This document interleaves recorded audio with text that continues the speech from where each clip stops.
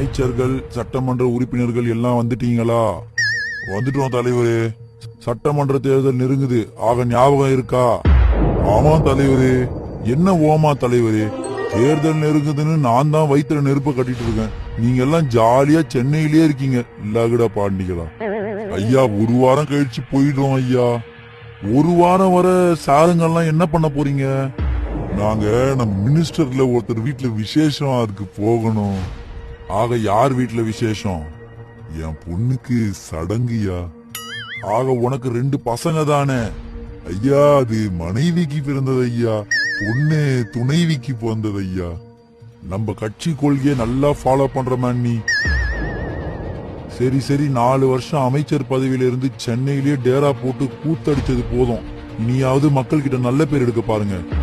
தேர்தலுக்கு 1 வருஷம் முன்னாடியே மக்களை ஏமாத்த ஆரம்பிச்சாதான் ஓட்டு விழும்.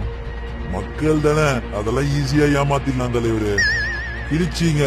இந்த தடவை ஓசி கீசின்னு ஏதாச்சும் வாய விட்டு எண்ணெய மாட்டி விட்டுறாதீங்க லகுட பாண்டிகளா. இல்லனா மட்டும் அப்படியே ஓட்டு கொட்ட போகுது. ஆக என்னம்மா அங்க சத்தம்? பேசிக்கிட்டு இருக்கோம் ஐயா. மக்கள் பணத்துல 4 வருஷம் ஜாலியா இருந்தது போதும், போய் வேலைய பாருங்க. இவர் ஐபிஎல் பார்த்து ஜாலியா இருந்துட்டு நம்மள சொல்றாரு. சரி சரி, வாங்க போலாம். மக்களே, 4 வருடம் நம் வரி பணத்தில் பதவி சுகம் அனுபவித்த இந்த திமுக அமைச்சர்களும் எம்எல்ஏக்களும் எத்தனை முறை தொகுதிக்கு வந்தார்கள் என நீங்களே யோசியுங்கள். மாற்றத்துக்கான விதை உங்களிடமிருந்து துவங்கட்டும்.